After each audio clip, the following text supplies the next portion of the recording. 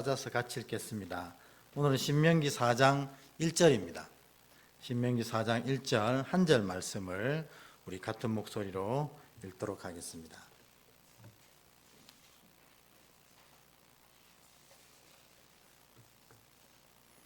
구약 266페이지 신명기 4장 1절 같이 읽습니다. 시작. 이스라엘아, 이제 내가 너희에게 가르치는 규례와 법도를 듣고 준행하라. 그리하면 너희가 살 것이요 너희 조상의 하나님 여호와께서 너희에게 주시는 땅에 들어가서 그것을 얻게 되리라. 아멘. 앞뒤로 한번 인사하겠습니다. 함께 해주셔서 감사합니다. 이렇게 앞뒤로 인사하겠습니다. 네. 그리고 이 시간 우리를 애타게 기다리시고 또 맞아주신 주님께 고백하는 마음으로 하나님 함께 해주셔서 감사합니다. 고백합니다. 시작. 아멘. 오늘 승리하는 그리스도인의 삶이라는 주제로 이제 벌써 10번째가 되었고, 이 주제로는 이제 마지막 시간입니다.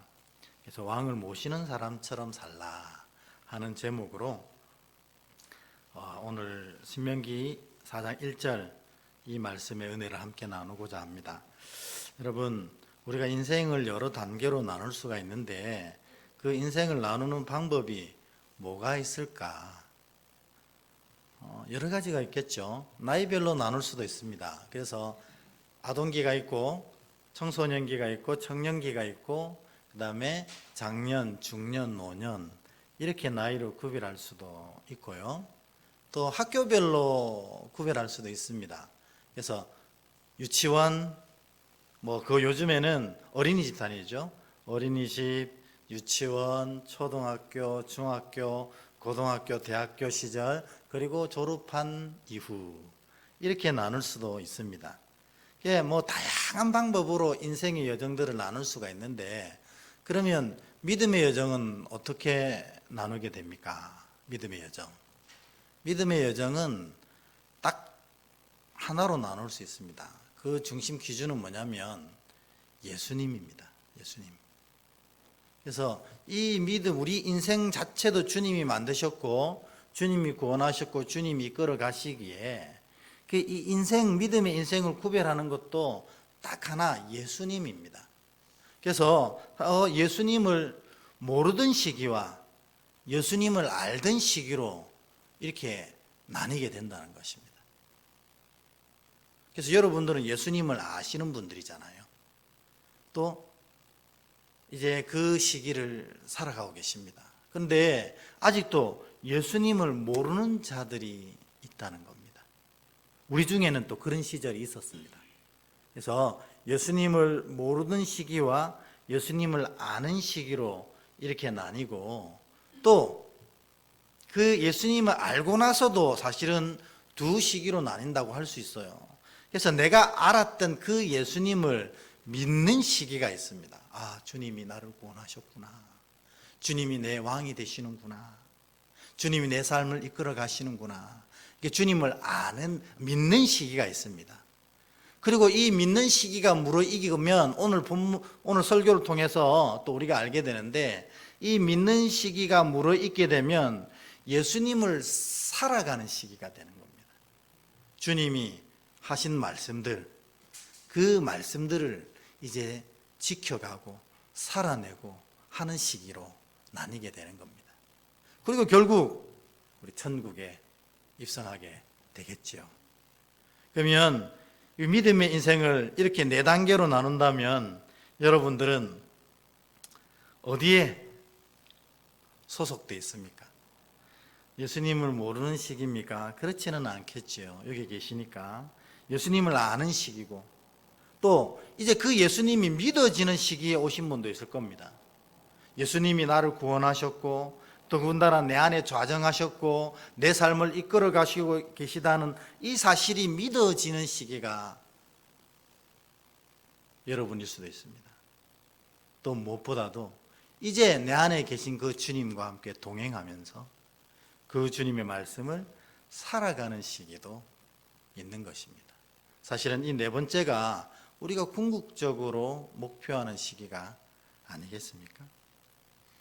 이스라엘도 사실은 이스라엘 역사가 굉장히 많지만 상징적으로 우리가 영적으로 나누면 딱 세 시기라고 할 수 있어요. 왜냐하면 첫 번째로 애굽 시기입니다. 애굽 시기. 그리고 광야 시기. 그리고 나서 가나안 시기. 이스라엘 역사가 아무리 복잡해도 이 세 시기로 딱 구별됩니다.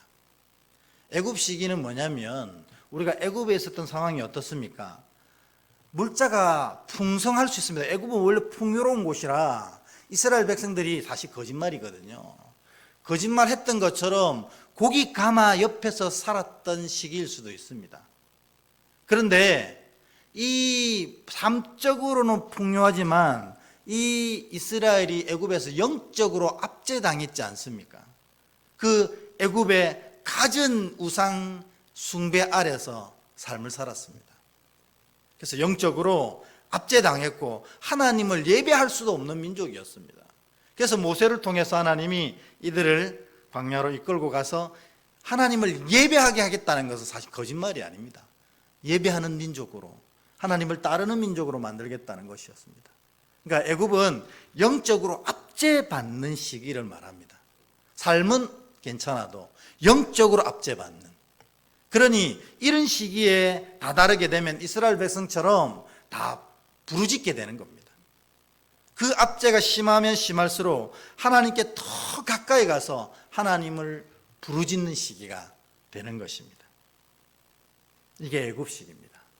그러니 애굽 시기가 그렇게 나쁜 것만은 아닙니다. 이 어려움을 통해, 이 영적 압제를 통해서 하나님께 더 가까이 나가는 기도의 자리로 나갈 수 있다. 오히려 이게 복이 되지 않습니까? 그래서 믿는 자에게 환난이 오히려 복이 되는 순간이 바로 이 순간인 것입니다. 하나님 앞에 나아가는 순간. 광야는 어떻습니까? 애굽에가 풍요로웠다면 광야는 풍요롭지는 않았습니다. 그런데 어떻게 해요? 영적인 압제가 다 사라지잖아요. 애굽의 그 지배와 통제와 그런 모든 압제가 다 사라지는 시기입니다. 그런데 실제 삶은 좀 척박해졌습니다. 그러니 이 광야에서 이스라엘 백성들은 하나님만 바라볼 수밖에 없었어요. 왜냐하면 하나님이 계시지 아니하면 이스라엘이 단 한순간도 살아낼 수가 없는 곳이 광야였거든요. 그래서 늘 하나님만 바라볼 수 있도록 한 곳, 그곳이 광야입니다. 어떻게 보면 광야가 영적으로는 제일 풍성한 시기일 수 있는 겁니다. 날마다 하나님을 바라보며 살게 되기 때문에 그렇습니다. 드디어 가나안으로 들어갑니다. 이 가나안은 압제도 없습니다. 물질로도 풍요롭습니다. 모든 게 다 해결되어지는 것 같지만 이 가나안의 가장 큰 약점과 위험은 무엇입니까? 압제도 없고 풍요로우니 하나님께 부르짖고 하나님만 바라보던 이 영적인 삶들이 다 와르르 무너져 내린 겁니다. 그래서 이 이스라엘이 이방신을 기웃기웃대면서 믿음을 다 잃어버린 시기가 된 것입니다. 그래서 사실 이스라엘 역사의 이 세 시기 중에 가장 위험한 시기는 어딘가라는 질문한다면 가나안 시기가 가장 위험한 시기라는 겁니다. 여러분, 그러면 우리가 이스라엘을 빗대어 우리의 삶을 살펴보면 우리는 지금 어느 시기에 와 있습니까? 가나안입니다. 가나안. 우리 중에 영적인 압제를 받는 사람은 없습니다. 혹 있을 수 있지만 요즘은 교회 다닌다고 핍박하거나 교회 다닌다고 인생의 삶에 큰 불이익을 주고 이러지 않습니다. 삶도 사실 풍요롭습니다. 여러분, 우리가 힘들다고 하는 것은 내 욕구, 내 욕심에 딱 만족되지 않는다는 거지, 여러분 중에 절대적인 어려움을 겪는 분은 그렇지 많지 않을 겁니다. 절대적인 어려움이 뭡니까? 내일 아침에 먹을 게 없으면 그게 절대적인 어려움 아닙니까? 우리는 예수님이 말씀하시기를 일용할 양식 있으면 풍요로운 자라고 하세요. 그래서 내일 먹을 게 있으면 우리는 다 풍요로운 자입니다. 근데 문제는 뭐냐? 우리가 이 가나안에서 압제도 없고 풍요로움을 누리고 있으니까 이스라엘 백성처럼 매일 하나님 바라보는 걸 잊어버리는 겁니다. 매일 하나님 바라보고, 그리고 매일 하나님께 기도하는 것도 잊어버리는 거예요. 그러니 결국 다시 애굽으로, 다시 광야로 이렇게 밀려날 수 있는 위험이 우리 모두에게 도사리고 있다는 것입니다. 우리가 이 성경을 읽는 이유는 무엇입니까? 이스라엘이 그런 것처럼은 하지 말자는 겁니다. 그래서 여러분, 저와 여러분 다 가나안에 살고 있으니까 이 가나안에서라도 늘 하나님께 기도하는 습관과 날마다 하나님을 바라보는 이 삶의 태도를 지키려고 애를 써야 하는 것입니다. 만일 우리가 이 가나안에 젖어서 기도하는 것과 날마다 하나님 바라보며 왕으로 모시고 살며 그분의 음성을 쫓는 삶을 놓쳐버린다면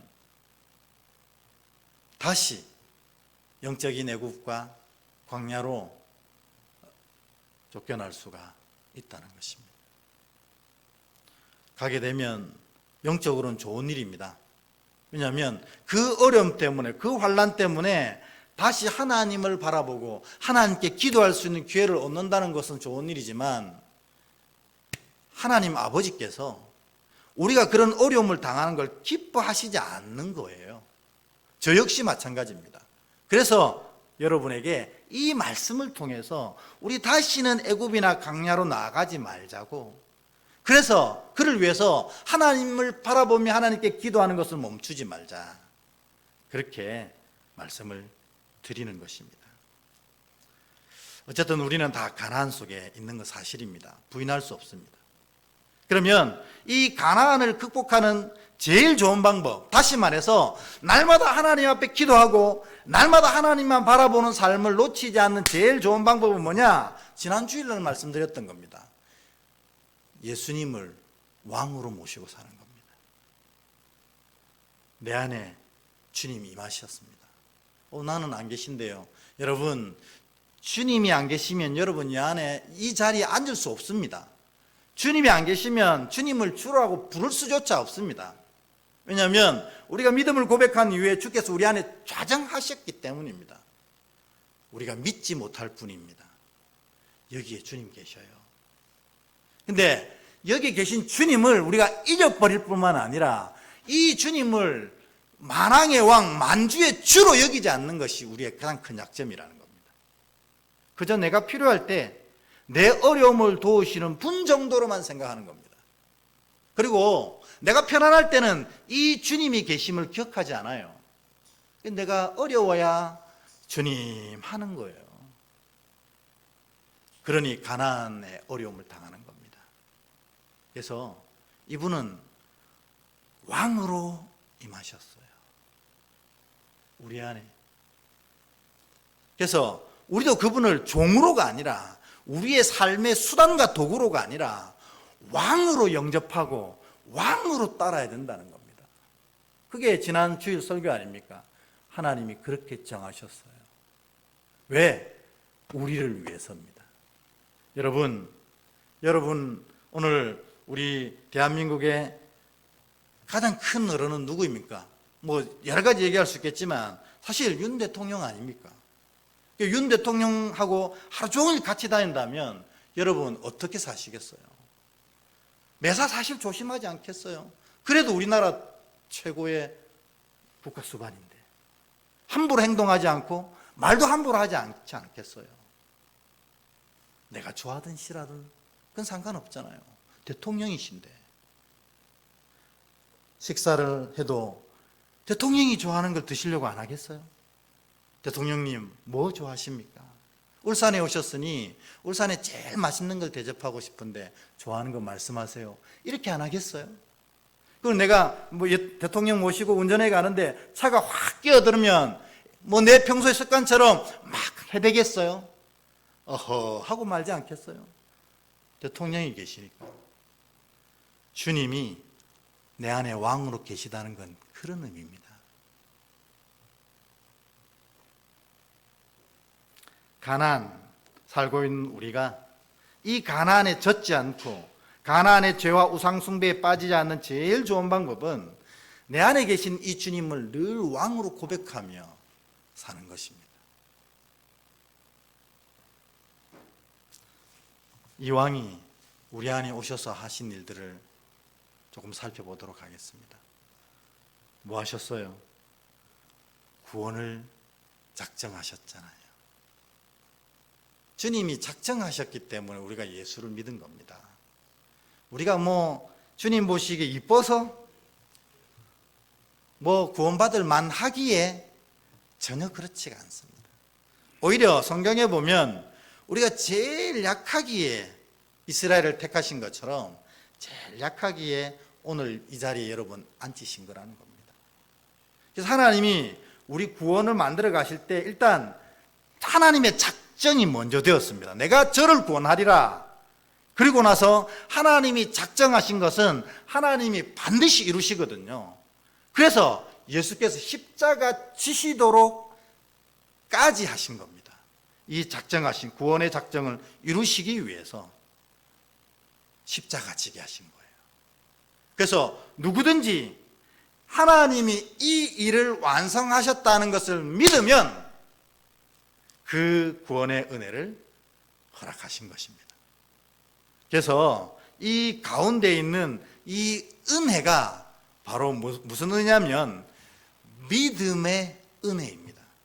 여러분들은 다 이 믿음의 은혜를 받았기에 예수를 구주로 고백하고 구원의 자녀가 된 것입니다.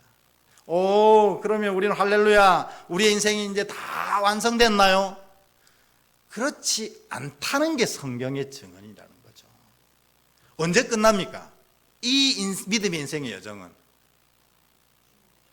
주님 앞에 갈 때, 천국에 입성할 때, 그때 끝난다는 거예요.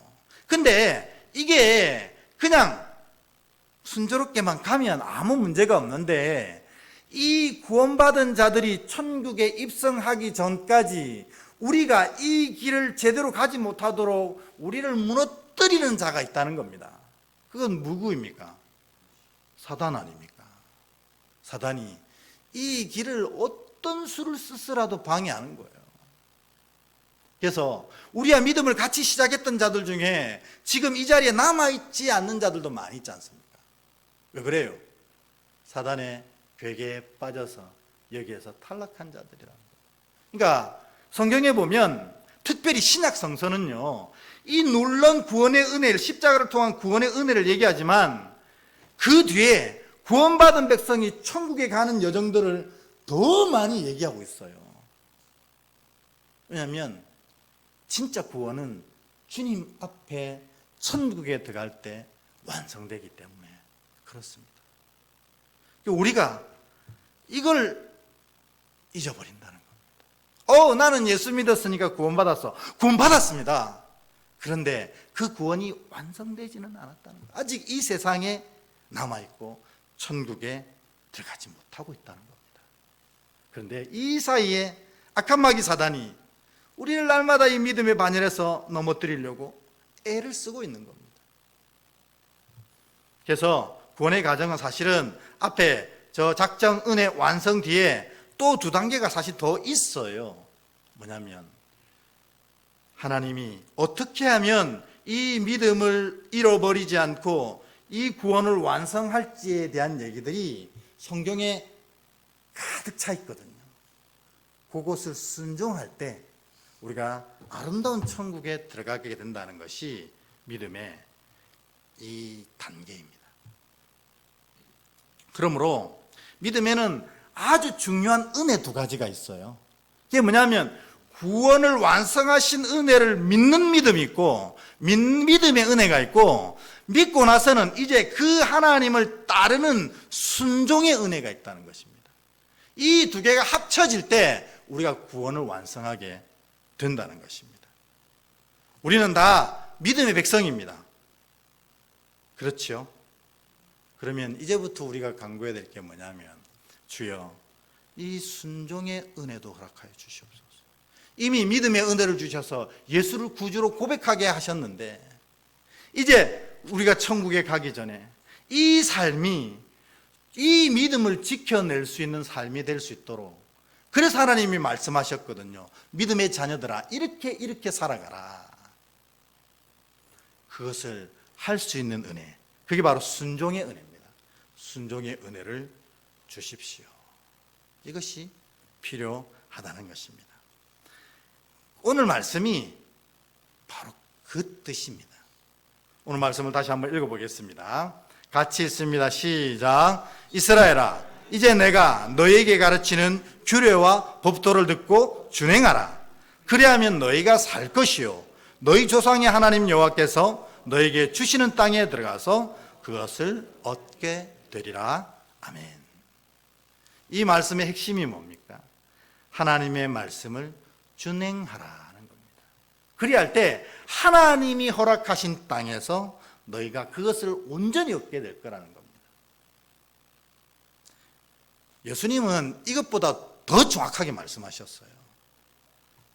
우리 왕이 뭐라고 하셨는지 마태복음 7장 21절 우리 같이 한번 읽어보도록 하겠습니다. 시작. 나더러 주여 주여 하는 자마다 다 천국에 들어갈 것이 아니요 다만 하늘에 계신 내 아버지의 뜻대로 행하는 자라야 들어가리라. 아멘. 예수님의 말씀에 보면 나를 믿는 자가 구원을 허락받는다고 분명히 돼 있어요. 아멘입니다. 근데 그 믿음이 우리의 힘으로 되는 게 아니라 성령께서 우리에게 믿음의 은혜를 주셔야 이게 믿어지는 거거든요. 근데 그 믿음을 가진 자에게 오늘 하신 말씀이 이거예요. 너희가 믿음을 가지고 이제 나를 주여 주여 부르지만 그것으로 천국길을 지켜낼 수는 없다는 겁니다. 그 천국길은 뭘로 지켜내? 내 아버지의 뜻대로 행해야 지켜낸다고 주님이 분명히 이야기하시지 않습니까? 이거 외에 더 중요한 말씀이 어디에 있습니까? 근데 이 두 가지 은혜 중에 한 가지 은혜를 완전히 무시하는 집단이 있습니다. 그게 바로 구원파입니다. 이 구원파 이단의 첫 번째 문제가 뭐냐면 얘네들은 구원의 확신에 대해서 굉장히 몸서리치게 강조합니다. 그래가지고 구원파를 맨 처음 들어가는 분들에게 뭐라고 얘기합니까? 당신이 구원받은 날은 언제요? 묻습니다. 그러면 우리가 참 이걸 고백하기 어려워요. 여러 가지 이유 때문이거든요. 세례를 받은 날 얘기하자니 세례 받고 왜 그래 사노? 이렇게 얘기할까 봐 무섭고, 또 내가 진짜 큰 은혜를 누린 날을 생각하려고 하니 그 은혜가 다 떨어져 버린 것 같아서 말하기가 힘들고, 그래서 너무 머뭇대면 구원파들이 그렇게 얘기합니다. 생일도 모르는 게 뭐 구원받았다고 하느냐는 거죠.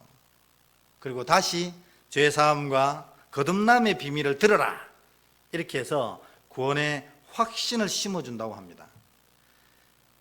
근데 여러분, 구원이 진짜 그들이 말하는 대로 확신으로 허락되는 것입니까?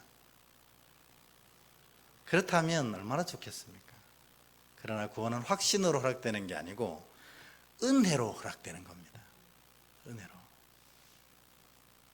그러니까 일단 이들의 출발점이 틀렸어요.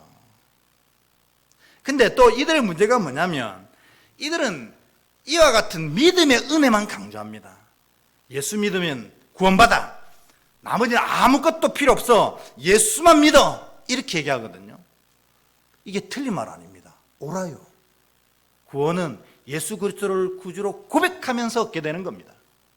그런데 문제는 뭐냐면 그 뒤에 우리가 천국 가는 길을 어떻게 살아야 되는지에 대해서 주님이 이렇게 많은 말씀을 하셨는데 그 순종의 은혜에 대해서는 전혀 얘기하지 않는다는 겁니다. 그들의 논리는 뭐냐면 삶은 필요 없고 또 우리가 그렇게 살 수도 없다고 얘기합니다.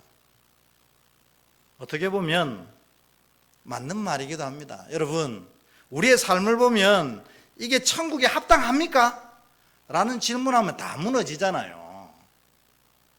그렇지 못해요. 그럼 당신 구원 못 받은 겁니까? 예수 그리스도의 구원의 능력이 그렇게 없는 겁니까? 믿기만 하십시오. 어떻게 살든 상관없습니다. 그 믿음이 당신을 구원합니다. 이렇게 한 은혜만 강조해서 이들이 결국 길가에 떨어진 씨앗처럼 사단에게 싹 먹혀버리고 마는 그런 안타까운 지경으로 빠지게 하는 무서운 이단이라는 겁니다. 성경은 구원의 은혜를 얘기하고 이 구원의 은혜는 믿음으로 받는다고 분명히 얘기합니다. 그리고 더 분명하게 얘기하는 것은 그 믿음을 말씀으로 지켜내어 천국에 들어오라는 것입니다. 이 믿음의 은혜와 구원의 은혜가 우리가 하나님 앞에 서는 자가 받아야 될 두 가지 은혜라는 거죠. 여러분은 이 두 은혜 중에 뭐가 부족하십니까? 당연히 순종이 부족하다 이렇게 얘기하시겠죠. 그게 잘 안 됩니다. 여러분, 왜 안 될까요? 말 그대로입니다. 여러분, 우리가 예수를 믿는 것도 우리의 능력과 우리의 지성과 우리의 의지로 예수를 믿었습니까? 그렇게 생각했다면 여러분 착각이에요. 아닙니다. 우리보다 훨씬 지성이 있고 우리보다 훨씬 예수를 가까이 아는 사람도 예수를 믿지 않은 사람이 태반입니다. 예수를 믿는 것은 이 믿음의 은혜를 우리에게 주셨기 때문입니다. 그럼 순종은요, 내가 진짜 순종적이어서 순종할 수 있습니까? 내가 정말 하나님을 잘 따르게 생긴 사람이라서 따를 수 있습니까? 그런 사람은 한 명도 없습니다. 순종도 뭐라고 했습니까? 은혜입니다. 하나님이 우리를 순종케 해주셔야 순종의 은혜를 얻을 수 있는 겁니다. 나를 예수를 믿게 하셔야 예수를 믿는 것처럼 하나님을 순종케 하게 하셔야 순종의 은혜를 행하게 되는 것입니다. 다 모든 것이 은혜입니다. 그러면 여러분, 믿음의 은혜는 분명합니다. 내가 지금 예수를 구주로 고백하고 있습니다. 이게 삶의 은혜가, 순종의 은혜가 부족해요. 그러면 우리가 지금 뭘 해야 됩니까? 하나님 앞에 이 순종의 은혜를 달라고 간구해야 하는 것입니다. 그래서 성령께 날마다 의지하는 겁니다. 그리고 우리가 죽어야 된다고 바울이 얘기하는 거예요. 내가 죽지 아니하면 늘 내가 다시 살아나서 자기 갈 길로 가는 거예요. 그래서 바울이 당신이 죽어야 성령이 사시고 그래야 순종의 은혜를 담는 그릇이 된다, 이렇게 이야기하는 겁니다. 근데 어떻게 하면 그렇게 할 수 있냐? 어떻게 하면 되겠습니까? 똑같습니다. 믿음의 은혜처럼 순종의 은혜도 오직 예수님을 통해서는 가능합니다.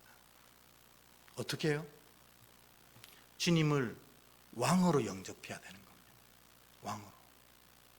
그저 내 어려움을 도와주는 무엇으로 대접해서는 안 됩니다. 내가 필요할 때만 불러내고 필요 없을 때는 외면하는 존재로 이해해서는 안 된다는 거죠. 주님은 우리 모두에게 임재하셨는데 왕으로 임재하신 거예요. 그 왕과 함께하니 그 왕에게 순종하며 살 수밖에 없는 겁니다. 이게 순종의 은혜를 받는 유일한 방법이라는 거예요.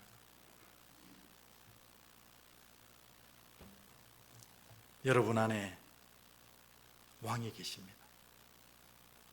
이 왕이 나를 2번 생명 주시고 나를 천국에 인도하실 때까지 좌정하십니다.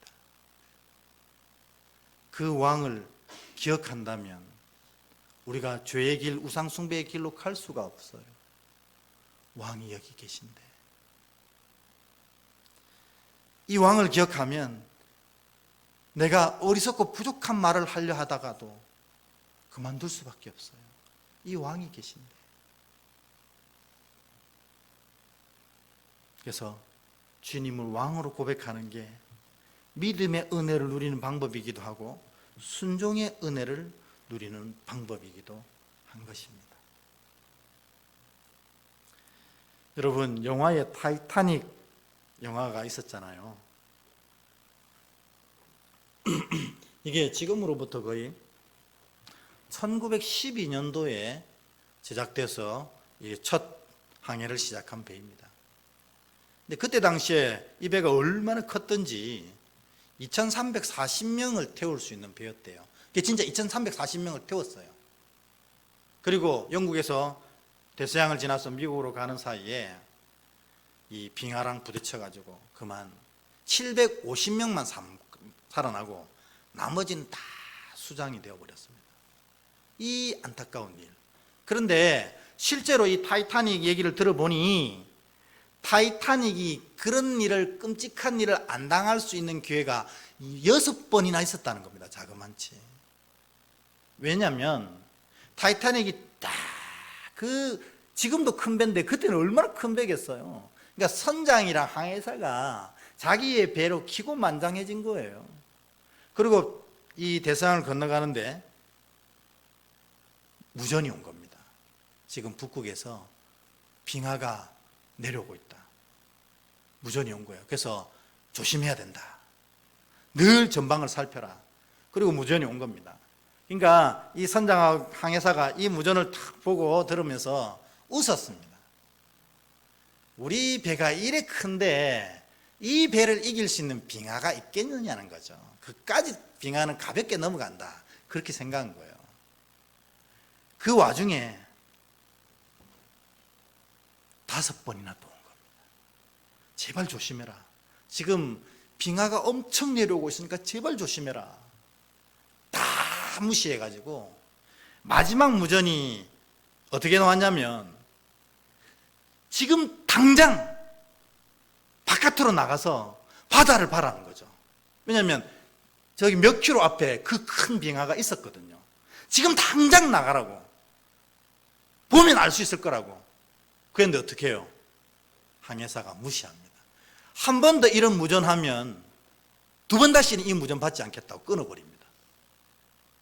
그리고 그 빙하랑 부딪히게 되어서 2,000명에 가까운 사람이 그 추운 바닷가에 빠져 죽게 되는 것입니다. 그 6번의 기회 중에 한 번만 제대로 밖을 나가봤어도 살 수 있었는데 그 6번을 다 무시한 겁니다. 여러분, 제가 왜 타이타닉 얘기를 다시 합니까? 오늘 설교가 여러분에겐 그런 무전일 수 있습니다.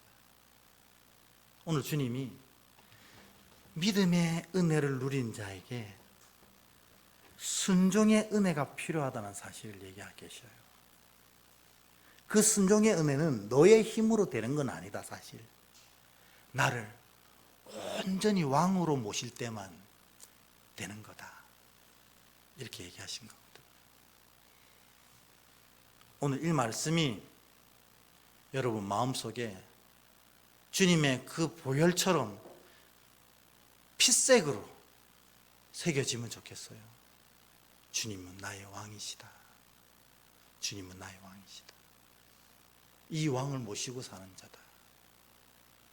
그럴 때 우리가 순종의 은혜를 얻게 되고 하나님이 하신 말씀들을 지키는 자가 되어서 사단의 모든 권세 속에서도 이 모든 악한 권세를 물리치고 주님 앞에 착하고 충성된 종의 칭찬을 누리면서 안기게 되는 시간이 오게 된다는 것입니다. 여러분, 이 말씀이 이 타이타닉의 6번째 무전일 수 있습니다.